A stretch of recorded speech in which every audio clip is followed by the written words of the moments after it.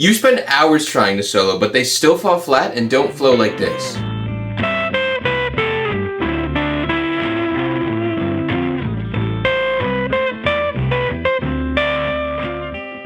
It's not because you suck, it's these 7 habits that kill your solos. Habit 1 is mindless noodling. This is when you go to play over a backing track and you're just waffling around playing notes and you're not using it as a chance to figure out what's going on in the music or how you can learn and play better. So a lot of players will open a backing track and just mindlessly play inside of a scale. Like they're just playing in a scale, hoping that some of it will sound good. But at the end of the day, they're just playing a scale. They're not really trying to play music over the track. What you really want to do is figure out the chords that you're playing over. So let's say we're playing over this progression that's G major 7 and then B flat major 7.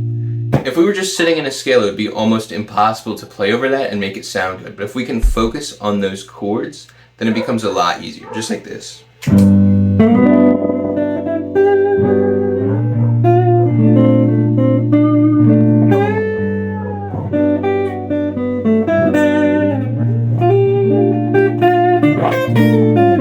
And when you're doing something like that, you can't just stay in one box because those chords are not in the same box, right? We can think about that first chord as almost being like G major, right? And then we get to that second chord and we're almost changing what's going on because now we're playing this B flat major 7, which isn't diatonically in the key of G major. So what I'm thinking about is focusing on that B flat major 7 chord and maybe even kind of like playing in G minor below it. And then switching back to that G major.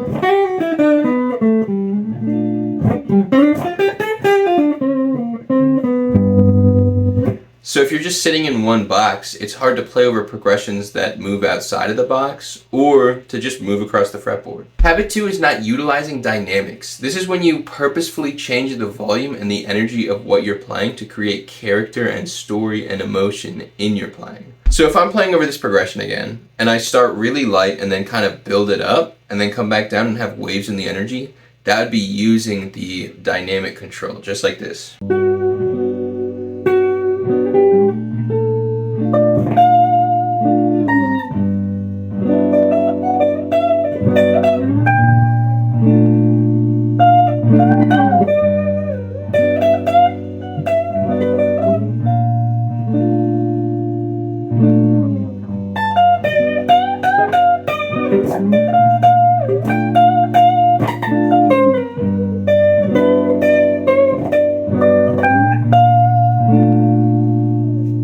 So you really want to abuse the power of touch in your playing. Everything from playing incredibly soft to really digging into those strings and everything in between. Habit 3 is note vomiting. So even if you are using the notes and the chords and using your dynamics, you might not be creating phrases with your playing. You might just be playing notes and trying to hope that it sounds good. But creating phrases is how you make it sound vocal and how you make it sound more creative.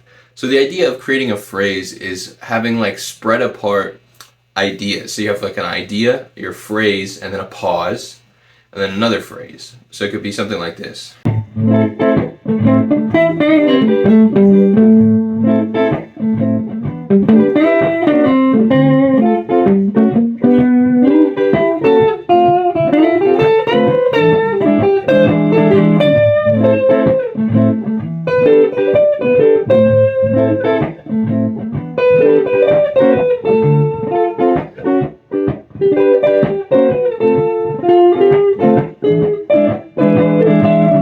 And to create these phrases, you want to really think with your ears. The guitar isn't going to make phrases for you, but you have music in your head. So if you try and think of the ideas in your head and then find them on the guitar, it's going to be infinitely easier to create phrases. Habit 4 is that you never call back. When you're playing these phrases, you want to come back to the phrases you already played and use them in different ways or in different spots. It kind of hooks the listener into what you're playing to have repeating ideas that either just repeat exactly the same or change or move, just like this.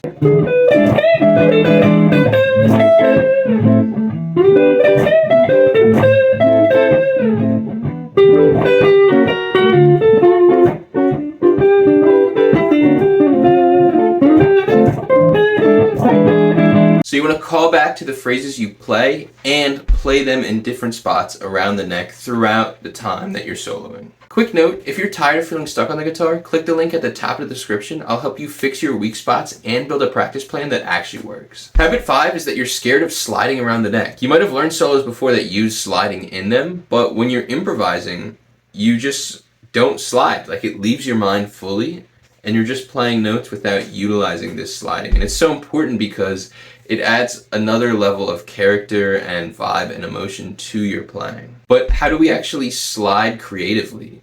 Well, the two methods are using your ears and looking at the chords. So using your ears would simply be sliding into notes that feel pleasing to you. But looking at the chords would be paying attention to the chords and sliding into notes that are in the chords or you could put on top of the chords. So this little progression we've been jamming on is A minor, E minor, A minor, E minor, down to D minor, up to E minor, down to D minor, and then a little E7. So if I was trying to slide as much as I could over that, I would simply slide into the notes in the chords, just like this.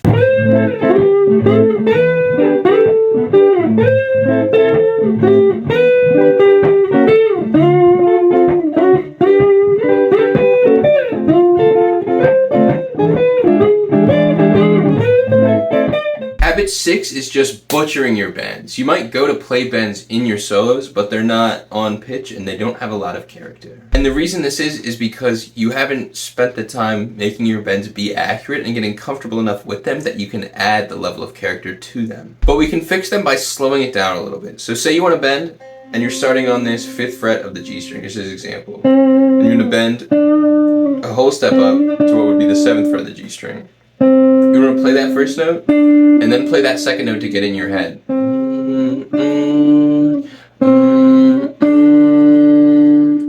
And then try and bend up to it. And when you're doing this, you want to use the twist of your wrist to power the bend, not just pushing your fingers. And twist your wrist into the bend. And you can even sing that note at the top. And then hold it so that when you bend up into it, you can find it with your playing. So,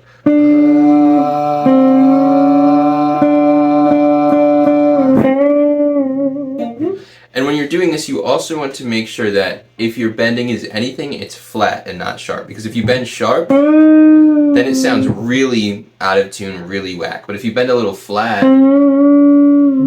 it can kind of sound good. It can be a piece of character.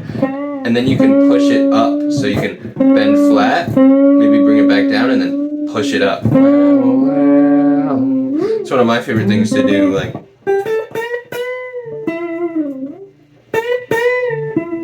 bend a little flat and then push up into it.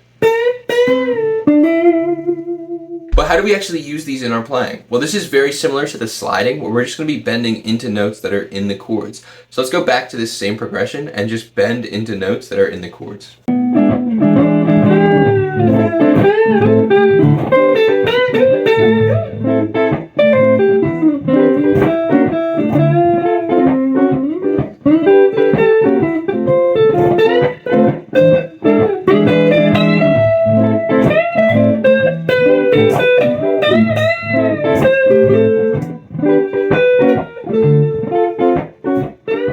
And lastly, habit 7 is practicing without a plan. Most guitar players pick up their guitar and they're like, all right, what am I going to work on today? And it's a day-by-day thing. What are we going to work on today? What are we going to work on today? What are we going to work on today? It never goes into tomorrow or what goal am I actually trying to hit? And let me tell you the biggest secret. You can't hit a goal that doesn't exist. So if you don't have a plan for what you're trying to achieve on the guitar, you're not going to achieve it because there's nothing you're actually shooting for in the long term. And this way of thinking in your playing is going to get you ahead of most other players because most players, A, don't even practice, but B, even if they do, they're not shooting towards a goal and they're not trying to make something actually happen over a longer period of time. But how can we actually make a plan to practice? Well, I like to think about the goal, the long-term goal, and then work backwards. So say your long-term goal is being able to improvise over absolutely anything. Well, you need to learn a lot to do that. You need to learn about where your chords are over the fretboard. You need to learn how to play your scales all over the fretboard, but Not only that, you need to learn how to develop your ear so that it's connected to the neck. And the way you do that is by working backwards. So you're like, eventually I want to know all of the chords. Well, let me start breaking down my chords and playing them across the neck now, because that's step one of understanding them, is being able to play them. And once you can play them, step two, figure out all of the pieces of the chords. So that'd be a great way to go about learning your chords, but you really want to take any goal you have in mind and just chunk it backwards and start at the top. And if you want a professional practice plan that's tailored to your needs and lifestyle, check out this video right here and I'll show you exactly what that could look like.